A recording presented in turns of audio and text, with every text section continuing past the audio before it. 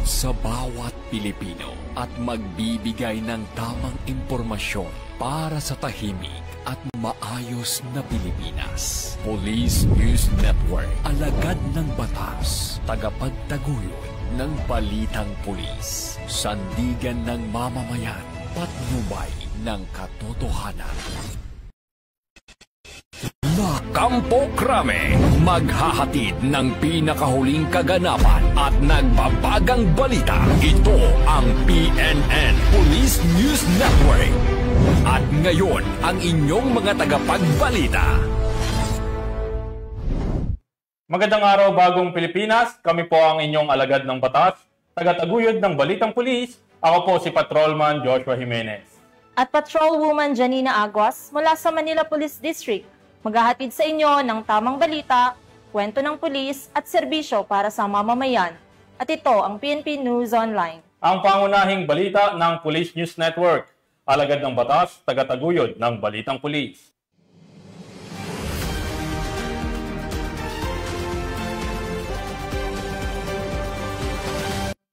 Narito ang mga balitang dapat niyong abangan. Halos 4 na milyong pisong halaga ng ilegal na droga nasa kote sa Calawag, Quezon. Binata arestado sa kasong statutory rape sa Basista, Pangasinan. At 3 regional most wanted person sa rehiyong Bicol, hawak na ng mga kapulisan.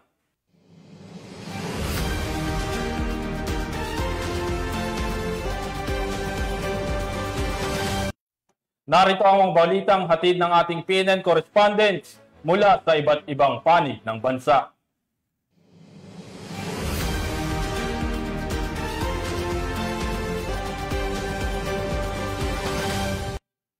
Simulan natin ang balita mula sa bahagi ng Luzon.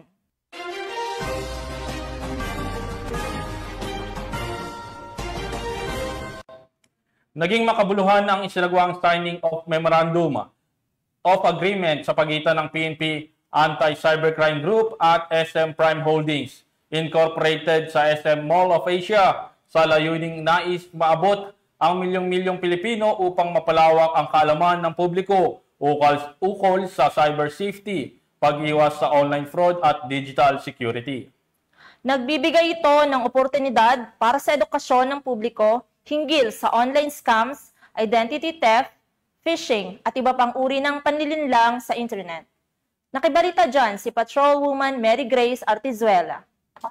Na naisagawa ang signing of Memorandum of Agreement sa pagitan ng PNP Anti-Cybercrime Group at SM Mega Malls na ginanap dito sa Mall of Asia Complex, Pasay City. Pinangunahan ni Police Brigadier General Bernard Aryang, Acting Director ng PNP Anti-Cybercrime Group, ang formal na paglulunsad ng programa sa pamamagitan ng pagbigay ng mainit na pagbati at paalala kaugnay sa patuloy na lumalalang banta ng cybercrime sa bansa. This partnership is more than an agreement. It is a shared commitment to safeguard our communities, and by raising awareness, teaching vigilance, and promoting preventive measures, we are fostering a culture of responsibility and resilience in the digital world. Sa ilalim ng kasunduan, magbibigay ng suporta ang SM Prime Holdings Incorporated sa pamamagitan ng pagpapalabas ng anti-cybercrime awareness advertisement ng PNP sa piling SM Cinemas sa buong bansa, ng libre o walang bayad. Layunin ng inisyatibong ito na maabot ang milyong-milyong Pilipino upang mapalawak ang kaalaman ng publiko ukol sa cyber safety, pag-iwas sa online fraud at digital security. Ang Memorandum of Agreement ay formal na nilagdaan ni na Police Brigadier General Matthew P. Bakay, Acting Director of Directorate for Investigation and Detection Management, bilang representative ni Police Lieutenant General Jose Melencio C. Nartates Jr., Acting Chief ng PNP. Imagine, before every movie, families, students, and professionals will be reminded how to guard themselves against online scams. Police Brigadier General Bernard Aryang, Acting Director ng PNP ACG. Engineer Junias M. Eusebio, Vice President of Mall Operations SM Supermalls. We are proud to stand with you in safeguarding Filipinos against cyber threats, and we look forward to building safer, stronger, and more informed communities together. At Ms. Karen C. Zabal Haurigi, Senior Assistant Vice President for Cinema Management. Ang Memorandum of Agreement na ito ay parte ng ating Cybercrime Awareness Campaign na kung saan makapagbigay tayo ng awareness sa mga kababayan natin para hindi po sila mabiktima ng scam. Layunin ng kasunduang ito na higit pang paigtingin ang ugnayan ng pamahalaan at pribadong sektor. Sa pamamagitan ng Cybercrime Awareness Campaign, hangad ng PNP at SM Supermalls na mapalawak ang kaalaman ng publiko at may taguyod ang mas ligtas na online na pamayanan para sa lahat. Mula dito sa Mall of Asia Complex, Pasay City, ako ang inyong PNN correspondent, Patrolwoman Mary Grace Artizuela, nagbabalita para sa Police News Network, alagad ng batas, tagataguyod ng balitang pulis. Maraming salamat, Patrolwoman Artizuela. Sa bisa ng warrant of arrest, arestado ng mga tauhan ng Basista Municipal Police Station ang isang binata sa Basista, Pangasinan dahil sa kasong statutory rape. Nakatutok dyan sa balita si Police Master Sergeant Marvin Jake Romero. Arestado ng mga tauhan ng Basista Municipal Police Station ang isang binata na kinilalang sa alias na Mac, residente ng Barangay Poblasyong Basista, Pangasinan. Ang suspect ay 19 taong gulang, high school graduate at kasalukuyang walang trabaho, ay inaresto sa nabanggit na lugar. Ang pag-aresto ay sinagawa sa bisa ng warrant of arrest kaugnay sa kasong statutory rape sa ilalim ng criminal case number SCC-13976 na walang nirekomendang piyansa. Matapos ang operasyon, isinalalim ang suspect sa medical na pagsusuri sa Bayambang District Hospital bago dinala sa impilan ng pulisya para sa dokumentasyon na kakulang turnover sa korte. Mula dito sa Ilocos Region, ako ang iyong PNN correspondent, Police Master Sergeant Marvin J. Romero, alagad ng batas, tagataguyod ng balitang pulis. Maraming salamat, Police Master Sergeant Romero. Napasakamay na ng mga kapulisan ang isang lalaki na tinaguriang Top 7 Regional Most Wanted Person sa gitnang Luzon na may kasong statutory rape sa Barangay Santo Rosario, Minalen, Pampanga. Alamin ang buong report mula kay Patrolwoman Jilly Advincula Peña. May waran na binaba ng Branch 45 na pirmado ni Judge Alexander Malig. Isang malaking tagumpay laban sa kriminalidad ang naitala ng Pampanga Police Provincial Office sa ilalim ng matatag na pamumuno ni Police Colonel Eugene M. Marcelo, Provincial Director, matapos maaresto ang tinaguriang Top 7 Regional Most Wanted Person dahil sa kasong statutory rape sa isinagawang manhunt operation sa Barangay Santo Rosario, Minalin, Pampanga nito lamang ikadalawa ng Setyembre taong kasalukuyan. Kinilala ang suspect na si alias Waldo, 21 anyos at residente ng nasabing lugar. Ang operasyon ay pinangunahan ng Minalin Municipal Police Station katuwang ang 302nd Regional Mobile Force Battalion 3, Provincial Intelligence Unit Pampanga, Regional Intelligence Unit 3 at ng Pro 3 Cyber Patroller na gumamit ng makabagong digital surveillance at social media monitoring upang matunton ang kinaroroonan ng suspect.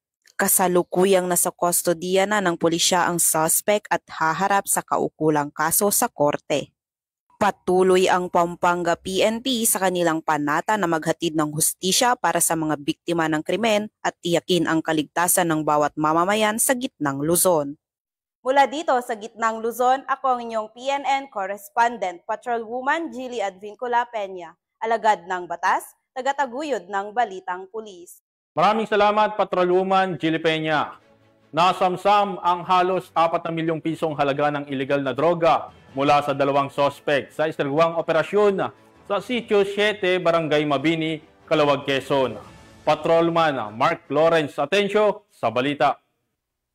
Dalawang individual sa isinagawang bypass operation ng operatiba ng Quezon Police Provincial Office sa Sitio 7, Barangay Mabini, Calawag, Quezon. Kinilala ang mga sospek na sina alias Atoy at alias Makmak, pawang mga residente ng Barangay Kalimpak, Ginyangan, Quezon. Nakumpiska mula sa sospek ang 187 grams na hinihinalang shabu na tinatayang nagkakahalaga ng mahigit 3.8 million, 250 grams na hinihinalang marijuana na nagkakahalaga ng mahigit 90,000, isang 1,000 bill na ginamit bilang bypass money, isang itim na sling bag, at isang Rusco multicab. Ang mga sospek ay naharap sa kasong paglabag sa Section 5 at 11, Article 2 ng Republic Act 9165 o Comprehensive Dangerous Drugs Act of 2002. Ang Quezon PNP ay determinado, walang takot at hindi kailanman mapapagod sa pagtupad ng tungkulin upang tiyakin ang kapayapaan at ligtas na komunidad. Mula dito sa Calabarzon, ako ang inyong Police News Network Correspondent, Patrolman Mark Lawrence Atencio. Alagad ng batas, tagataguyod ng balitang pulis. Maraming salamat, Patrolman Atencio. Bilang bahagi ng mas pinatibay na ugnayan sa komunidad, naging matagumpay ang isinagawang ugnayan sa Barangay 2025 ng Puerto Princesa City Police Office sa pamamagitan ng serbisyong pulis sa barangay at End Local Communist Armed Conflict Programs sa Barangay Marufinas at Barangay New Pananggangan. Patrolwoman Christine Lorenzo, ibalita mo. Bilang bahagi ng ugnayan sa Barangay 2025 pinangunahan ng Puerto Princesa City Police Office sa pamumuno ni Police Colonel Christine M. Tabdi, Acting City Director, ang serbisyong pulis sa barangay at LCAC program sa Barangay Marufinas at Barangay New Panggangan nito lamang ikalawang araw ng Setyembre taong kasalukuyan. Layunin ng nasabing aktibidad na mailapit ang iba't ibang serbisyo ng pamahalaan sa mga residente lalo na sa mga malalayong lugar. Pinangunahan ng PPCPO ang pagbibigay ng serbisyo katuwang ang pamahalaang panglungsod kasama ang City DILG, Sangguniang Panglungsod, Barangay Officials, City Health Office, City Agriculture Office at mga kinatawan mula sa Philippine Marines. Sa kanilang aktibong partisipasyon, muling pinatunayan ng PPCPO ang kanilang malasakit at dedikasyon na maihatid ang mga pangunahing serbisyo at mapanatili ang kapayapaan at kaayusan sa bawat komunidad.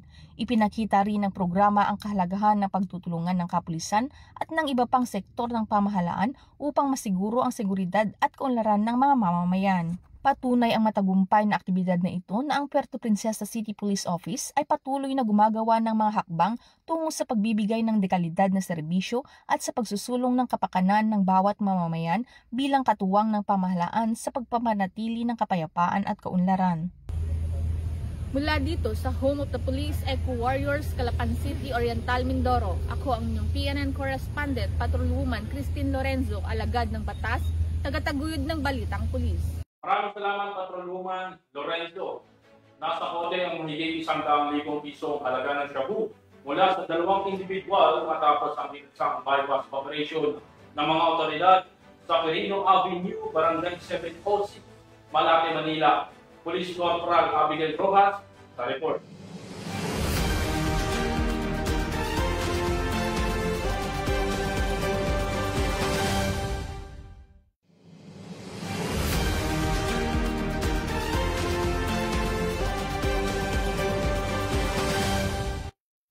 Samantala, nasa kote ang mahigit 100,000 pisong halaga ng shabu mula sa dalawang individual matapos ang ikinasang bypass operation ng mga otoridad sa Quirino Avenue, Barangay 706, Malate, Manila. Police Corporal Abigail Rojas sa report. Arestado ang dalawang individual ng mga operatiba ng Malate Police Station 9 sa ikinasang anti-illegal drug buy-bust operation sa kahabaan ng Quirino Avenue, Barangay 706, Malate, Manila. Kinilala ng Malate Police ang mga suspect na sina alias Paulo, 37 anyos, residente ng San Andres Bukid, Maynila, at alias Zaret, 40 anyos, na residente naman ng Santa Ana, Maynila. Nasamsa mula sa mga suspect ang buy-bust money at ang humigit kumulang 25 gramo ng hinihinalang shabu na may standard drug price na 170,000 pesos. Kasalukuyang nasa kustodya ngayon ng Malate Police Station ang mga dadakip na suspect at nahaharap sa kasong paglabag sa Sections 5 at 11, Article 2 ng RA 9165 o Comprehensive Dangerous Drugs Act of 2002. Mula dito sa Metro Manila, ako po ang inyong PNN correspondent, Police Corporal Abigail Rojas, alagad ng batas, tagataguyod ng Balitang Pulis. Maraming salamat, Corporal Rojas. Hawak na ng mga kapulisan ang 3 sa mga regional most wanted person ng rehiyong Bicol sa isinagawang magkakahiwalay na operasyon. Ang buong detalye ng report mula kay Patrolwoman Vanessa Sol. Sa most wanted person sa rehiyon ang naaresto sa magkahiwalay na operasyon ng pulisya na isinagawa ng PNP Bicol at ng Criminal Investigation and Detention Group or CIDG dito lamang buwan ng Setyembre taong kasalukuyan. Sa Tabaco City, inaresto ng mga operatiba ang ika-6 na most wanted person sa rehiyon na kinilala sa alias Mel. Naharap siya sa kasong paglabag sa Section 5 Article 2 ng Republic Act 9165 na walang inirekomendang piyansa at paglabag sa Section 11 Article 2 ng parehong batas na may piyansang 200,000 pesos. Kasunod nito, inaresto rin ng mga operatiba ng pulisya sa parehong lungsod ang ika-7 most wanted na individual na kinilalang si alias Andy. Siya ay kinasuhan ng paglabag sa Section 5 Article 2 ng Republic Act 9165 na walang inirekomendang piyansa at paglabag sa Section 11 Article 2 ng Republic Act 9165 na may piyansang itinakda na 200,000 pesos. Samantala, sa Kamaligan, Camarines Sur, nasa kote ng pulisya ang ika-9 na most wanted person sa rehiyon na kinilala bilang alias Lon. Naharap siya sa kasong paglabag sa Section 10 Republic Act 7610 o ang Special Protection of Children Against Child Abuse, Exploitation and Discrimination Act na may piyansang 80,000 pesos. Pinuri ni Police Brigadier General Nestor C. Babagay Jr., Regional Director ng Police Regional Office 5, ang mga operating team para sa kanilang matagumpay na operasyon at binigyang diin ang pangako ng pulisya na tugisin ang mga wanted na kriminal sa rehiyon. Mula dito sa Legazpi City, Albay, ako ang inyong PNN correspondent, Patrolwoman Vanessa Sol, alagad ng batas, tagataguyod ng Balitang Pulis. Maraming salamat, Patrolwoman Vanessa Sol. Agarang nagsagawa ang Taboc City PNP ng Search, Rescue and Retrieval Operation sa isang bahay na natabunan matapos magkaroon ng pagguho ng lupa dahil sa landslide na dulot ng sunod-sunod na pag-ulan sa Brookside, Purok 6, Bulanao, Taboc City, Kalinga. Patrolman Rafin Jude Suwaya sa report. Agarang nagsagawa ang kapulisan ng Taboc City, Kalinga ng Search, Rescue at Retrieval matapos gumuho ang lupa na dulot ng tuloy-tuloy na pagbuhos ng ulan at matabunan ng isang bahay sa Brookside, Purok 6, Bulanao, Taboc City, Kalinga nito lamang Setyembre at 3 taong kasalukuyan. Napag-alamang nakalabas ng bahay ang ina kasama ang kanyang nakababatang anak, ngunit naiwan sa loob ang nakatatandang anak na lalaking 17 taong gulang nang mangyari ang insidente. Wala namang pinalagpas na oras ang mga kapulisan at mga residente sa paghahanap at paghuhukay kasabay ng pagbabantay sa paligid ng gumuhong lupa hanggang sa nakita nila ang biktima at dinala sa pinakamalapit na pagamutan, ngunit sa kasamaang palad ay binawian ito ng buhay. Sa kabila ng trahedya na ito ay pinamalas pa rin ng Kalinga PNP ang kanilang agarang tugon at matibay na koordinasyon sa pagbibigay ng agarang tulong sa panahon ng mga emergency. Mula dito sa Camp Dangwala, Trinidad, Benguet, ako po ang inyong PNN correspondent, Patrolman Rafin Jude Suwaya, alagad ng batas, tagataguyod ng Balitang Pulis. Maraming salamat, Patrolman Suwaya. Tunghayan naman natin ang mga balita mula sa Visayas.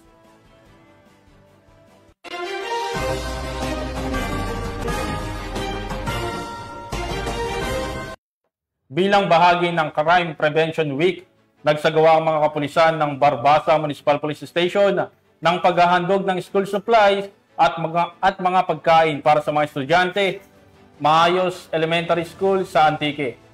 Ipinapakita ng aktibidad na ito ang pagsusumikap ng kapulisan na mapalapit sa mga mamamayan, lalo na sa mga kabataan, sa pamamagitan ng mga makataong serbisyo. Nakatutok dyan si Patrolwoman Julibel Alvior. Pagbubukas ng linggo ng National Crime Prevention Week na may temang pinalakas ng pamahalang lokal para sa ligtas na pamayanan, pagpapatibay ng mga programa sa pag-iwas sa krimen sa ilalim ng Community and Service-Oriented Policing, muling nagbigay ng kulay at sigla ang mga tauhan ng Barbasa Municipal Police Station sa mga mag-aaralang Maayos Elementary School sa Barangay Mablad, Barbasa, Antique, sa pamamagitan ng kanilang ika-4 na League of School Supplies Distribution at Feeding Activity. Nito lamang ika-2 ng Setyembre taong kasalukuyan. Umabot sa 115 mag-aaral mula sa kindergarten hanggang grade 6 na nagmula pa sa Aplad Barangays ng Marigne, Langkaan, Mablad, Mayos at Bigaa ang nakatanggap ng kumpletong school supply packs na higit pang nagpalakas ng kanilang kahandaan at kumpiyansa para sa darating na taon ng pag-aaral. Naging mas masayang araw sa pamamagitan ng mga palaro gaya ng Calamansi Relay at Blindfolded Banana Eating Contest. Kasunod nito pinagsaluhan, mainit at chicken sopas at pandesal. Nagbigay rin ng maikling talakayan si Police Master Sergeant Cleofe Mendoza, Women's and Children's Protection Desk PNCO, ukol sa bullying, good touch and bad touch, anti-rape campaign, anti-illegal drugs at sexual abuse. Nagbigay rin ng maikling talakayan si Police Master Sergeant Cleofe Mendoza, Women's and Children's Protection Desk PNCO, ukol sa bullying, good touch and bad touch, anti-rape campaign, anti-illegal drugs at sexual abuse. Naging posible ang makabuluhang pagtitipon dahil sa pagtutulungan ng Barbaza Municipal Police Station sa pamumuno ni Police Captain Alan S. Alagos, Officer in Charge, katuwang ang Municipal Advisory Group na pinangunahan ni Vice Chairman Mitch Arnaiz Jr. at ang SK Municipal Federation President na si Honorable Steve Ivan Palacios. Nagpaabot din ng malaking suporta ang mga sponsor na sina Miss Evelyn Buchem ng USA at Miss Julie Jane Libres ng Boracay. Kabilang sa mga nakisa sa programang mga magulang, guro, punong barangay Benji Espargosa at barangay Kagawad Jusian Osorio na isa ring mag-member na taus-pusong nagpahayag ng pasasalamat at sa walang sawang pagtulong at suporta para sa mga kabataan ng Barbaza. Tunay na ipinakita ng naturang aktibidad na ang pagdiriwang ng National Crime Prevention Week ay hindi lamang nakatuon sa kaalaman at kaligtasan, kundi nagiging daan din sa pagbibigay ng tiwala, lakas ng loob at pag-asa sa komunidad.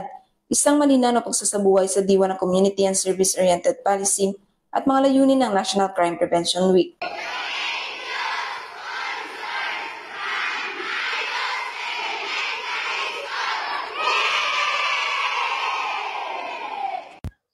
Mula dito sa Western Visayas, ako ang inyong Police News Network Correspondent, Patrolwoman Yulabel Alvior, alagad ng batas, tagataguyod ng Balitang Pulis. Maraming salamat, Patrolwoman Alvior. Hindi na nakapalagpa ang isang senior citizen na tinaguri ang top 3 most wanted person na may kasong statutory rape sa Carcar City. Ang kabuuan ng balita mula kay Patrolwoman Flora May Azares. Matagumpay na naaresto ng kapulisan ng Carcar City ang top 3 most wanted person municipal level na may kasong statutory rape sa sitio ng Kaan, Barangay Parellos, Carcar City, Cebu noong ika-3 ng Setyembre ng taong kasalukuyan. Kinilala ni Police Lieutenant Colonel Jewel M. Nicanor, Chief of Police ng Carcar City Police Station, Cebu Police Provincial Office, ang wanted na senior citizen na si alias Kempay, 79 anyos, na residente ng naturang lugar. Ayon sa ulat ng pulisya, bandang alas 11:30 ng umaga nang maaresto ng kapulisan ang suspect sa bisa ng warrant of arrest para sa kasong statutory rape na inisyu ni Honorable Ernesto Ingracia Narido, presiding judge ng RTC 7th Judicial Region, Branch 11 Family Court, Carcar City, Cebu, na walang rekomendadong piyansa. Kasulukuyang nasa kustodiya ng Carcar CPS ang suspect para sa dokumentasyon at tamang disposisyon. Nais ko pong ipaalam na matagumpay na nakapagsilbi ng warrant of arrest ang ating kapulisan laban sa isang most wanted person na may kasong statutory rape. Ito ay bahagi ng pinaigting na manhunt operation ng Carcar City Police Station. Nais ko rin pong ipaalala na ang anumang krimen laban sa kababaihan at kabataan ay hindi kailanman kukonsintihin. Ang hustisya ay patuloy na ipaglalaban gaano man ito katagal.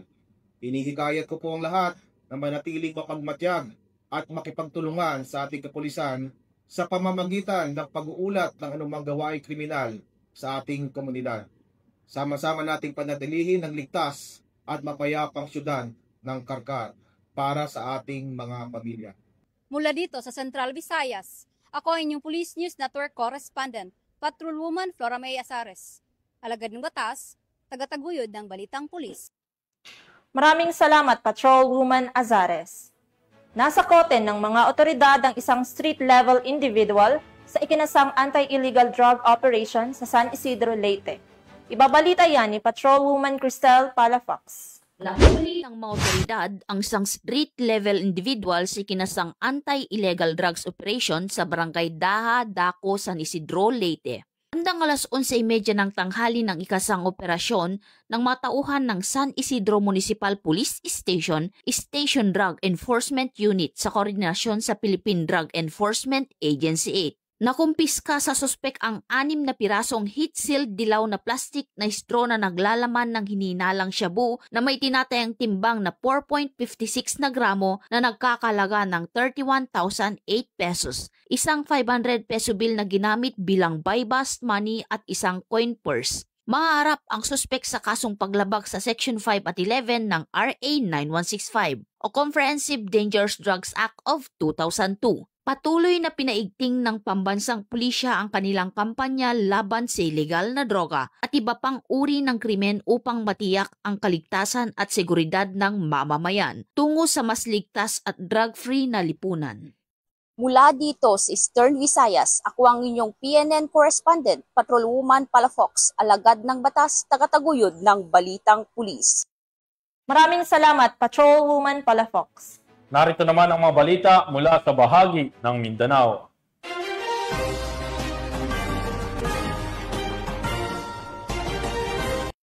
Walang kawala sa batas ang isang lalaki sa isinagawang buy-bust operation ng mga kapulisan matapos mahulihan ng ilegal na droga kasama pa ang iba pang mga parapernalya sa Cagayan de Oro City. Ang suspect ay kasalukuyang nakakulong habang inihahanda ang mga kasong isasampal laban sa kanya. Kabilang na ang paglabag sa Republic Act No. 9165 o ang Comprehensive Dangerous Drugs Act of 2002. Patrolwoman Danessa Berdos sa report. Arestado ang isang individual sa ikanasang buy-bust operation ng mga operatiba ng Regional Intelligence Unit 10, PDEA 10, at mga kapulisan ng Cocpo Police Station 5 sa Zone 10 Upper Carmen, Cagayan de Oro City, Misamis Oriental. Kinilala ng mga otoridad ang suspect na si alias Alex, lalaki, 40 taong gulang, may asawa at residente ng nasabing lugar. Sa ikanasang operasyon bandang alas 2 ng hapon ay nakumpiska mula sa suspect ang mga pakete ng hininalang shabu at isang 500 peso bill na ginamit bilang buy-bust money. Nasa kustodiya na ng Police Station 5 ng Cagayan de Oro City ang suspect at mahaharap sa kasong paglabag sa RA 9165 o Comprehensive Dangerous Drugs Act of 2002. Mula dito sa Hilagang Mindanao, ako ang iyong Police News Network correspondent, Patrolwoman Danessa Bertos. Alagad ng batas, tagataguyod ng Balitang Pulis. Salamat, Patrolwoman Berdos. Samantala, sa mas pinaigting na kampanya kontra kriminalidad, nasa kote ang tinaguriang top 9 regional level most wanted person dahil sa kaso nitong pagpatay sa sitio o rancho, Barangay Wanja, Cotabato. Tinutukan niya ni Patrolwoman Jovelyn Dodoso. Ng mga otoridad ang isang suspect na kabilang sa regional level most wanted person sa isinagawang operasyon ng pagpapatupad ng warrant of arrest sa Sitio Rancho, Barangay Wanja, Banisilan, Cotabato. Kinilala ang suspect na si alias Tata Boy, 33 anyos, binata, isang magsasaka at residente ng Purok Malipayon, Barangay Malinaw, Banisilan, Cotabato. Ang operasyon ay sinagawa ng Banisilan Municipal Police Station Tracker Team, katuwang ang CIDG at iba pang unit, ay nagresulta sa pagkakaaresto ng suspect batay sa warrant of arrest para sa kasong murder na walang inirekomendang piyansa. Matapos maaresto, isinailalim na sa booking procedure ang suspect at kasalukuyan hinihintay ang kanyang formal na pagkakakulong sa korte. Layunin na paigtingin ang law enforcement operations laban sa most wanted person upang mapanatili ang kapayapaan at kaayusan sa komunidad at matiyak ang mabilis at epektibong paghahatid ng hustisya. Mula dito sa General Santos City, ako ang inyong Police News Network correspondent, Patrolwoman Jovelyn Dodoso, alagad ng batas, tagataguyod ng Balitang Pulis. Maraming salamat, Patrolwoman Dodoso. Inilunsad ng Santiago Municipal Police Station ang livelihood program para sa women's organization at feeding program naman para sa mga kabataan ng Barangay La Paz, Santiago, Aguzan del Norte.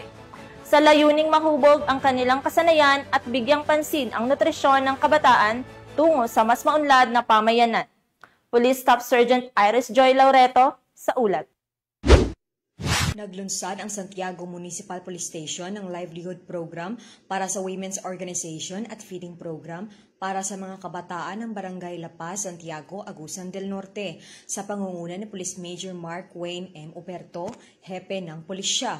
Dinaluhan ng mga opisyal ng barangay at mga miyembro ng women's organization ang naturang aktibidad kung saan aktibo silang nakilahok sa hands-on training sa paggawa ng dishwashing liquid.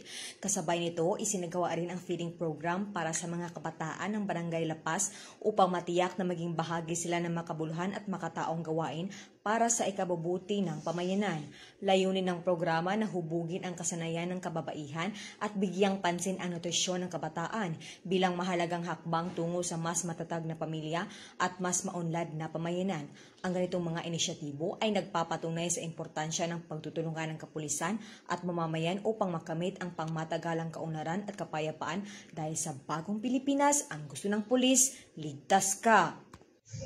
Mula rito sa Police Regional Office 13, ako ang inyong PNN News Correspondent, Police Staff Sergeant Iris Joy Laureto, alagad ng batas, tagataguyod ng Balitang Pulis. Maraming salamat, Police Staff Sergeant Loreto. Naging matagumpay ang Sirwang Peace Caravan, Unity Walk, Candidates Forum, Interfaith Rallies, and Peace Covenant Signing bilang paghahanda sa nalalapit at kauna-unahang parliamentary election sa Bangsamoro Autonomous Region, Muslim Mindanao. Patrolwoman Leona Gawang sa report. Patuloy na umarangkada ang isinagawang Peace Caravan, Unity Walk, Candidates Forum, Interfaith Rallies, and Peace Covenant Signing bilang paghahanda sa nalalapit at kauna-unahang parliamentary election sa Bangsamoro Autonomous Region in Muslim Mindanao sa pamumuno ni Police Brigadier General Jason C. De Guzman, Regional Director ng PROBAR. Sa pamunguna ni Police Brigadier General De Guzman, katuwang ang Armed Forces of the Philippines at sa aktibong suporta ni Attorney Ray F. Sumalipaw, Regional Election Director ng COMELEC-BARM, nagkaroon na ng Peace Caravan, Unity Walk, Candidates Forum, Interfaith Rallies, and Peace Covenant Signing ang Maguindanao del Norte, Cotabato City, Lanao del Sur, Tawi-Tawi at Basilan na kung saan dinaluhan ito ng mga local government unit at mga tumatakbong kandidato para sa lokal na posisyon, mga leader ng komunidad at mga kinatawan mula sa iba't ibang sektor. Bahagi ng programa ang paglagda ng Peace Covenant kung saan nangako ang mga kandidato na magpapanatili ng kapayapaan, igagalang ang resulta ng eleksyon at iiwas sa paggamit ng karahasan o pananakot laban sa kanilang mga kalaban sa politika. Nagkaisa ang bawat isa sa panawagang gawing inspirasyon ng halalan upang maitaguyod ang bagong Pilipinas, isang bansa kung saan namamayani ang kapayapaan, pagkakaisa at malinis na pamamahala. Samantala, patuloy pa rin ang isinasagawang paghahanda ng PROBAR sa pamamagitan ng patuloy na checkpoints operation, red teaming operations, Joint Peace Security Control Center Coordinating Conference para sa usaping deployment plan for 2025 BPE with map illustration at threat assessments. Layon nitong maitaguyod ang mapayapa at maayos na halalan sa darating na eleksyon sa rehiyon. Mula rito sa rehiyon ng Bangsamoro, ako ang inyong Police News Network Correspondent, Patrolwoman Leonora Gawang, alagad ng batas, tagataguyod ng Balitang Pulis. Maraming salamat, Patrolwoman Gawang. Huli ng mga tauhan ng tagong PNP ang isang drug suspect na nahulihan ng hinihinalang shabu sa ikinasang operasyon sa Tagum City, Davao del Norte. Nakibalita dyan si Patrolwoman June Marie Joy Rupin. Ang isang street-level individual matapos isinagawa ang buy-bust operation nito lamang Setyembre 2 taong kasalukuyan sa Hidyo Resources Corporation Plantation, Barangay Madaum, Tagum City, Davao del Norte. Ang operasyon ay isinagawa ng Tagum City Police Station, katuwang ang mga tauhan ng 1st Davao Norte Provincial Mobile Force Company at Philippine Drug Enforcement Agency. Kinilala ang suspek sa alias na Pudin, 24 anyos at residente ng Purok 9B, Barangay Beach Maco, Davao de Oro. Na-recover mula sa suspek ang hinihinalang shabu na may standard drug price na humigit kumulang 6,800 pesos at iba pang mga ebidensya. Kasalukuyang nasa kustudiya na ng nasabing istasyon ang suspek upang duman sa tamang disposisyon at maharap sa kasong paglabag sa Republic Act 9165 o Comprehensive Dangerous Drugs Act of 2002. Ang pagkakakumpiska ng ilegal na droga ay isang malaking tagumpay laban sa patuloy ng kampanya ng pamahalaan kontra sa ilegal na droga at patunay na mahigpit na nagpapatupad ng batas sa rehiyon. Patuloy ang investigasyon ng mga otoridad upang matukoy kung may iba pang sangkot sa ilegal na aktibidad ng naarestong sospek. Mula dito sa Police Regional Office 11, ako ang inyong PNN correspondent, Patrolwoman June Mary Joy Rupin, alagad ng batas, tagataguyod ng Balitang Pulis. Maraming salamat, Patrolwoman Rupin. At yan ang mga balitang nakalap ng ating PNN correspondents mula Luzon, Visayas at Mindanao. Sa ngalan po ng pamunuan ng Philippine National Police sa pangunguna ni Acting Chief PNP, Police Lieutenant General Jose Melencio Nartates Jr. at sa pamumuno ni President Ferdinand Bongbong Marcos Jr., kami ay maglilingkod sa bawat Pilipino at magbibigay ng tama at balanseng balita. Dahil dito sa bagong Pilipinas, ang gusto ng pulis, ligtas ka. Mula rito sa tanggapan ng tagapag-ugnay ng Pambansang Pulisya, ako ang inyong alagad ng batas, tagataguyod ng Balitang Pulis. Ako po si Patrolman Joshua Jimenez. At Patrolwoman Janina Aguas mula sa Manila Police District, maghahatid sa inyo ng tamang balita, kwento ng pulis at serbisyo para sa mamamayan. At ito ang PNP News Online. Ang pangunahing balita ng Police News Network.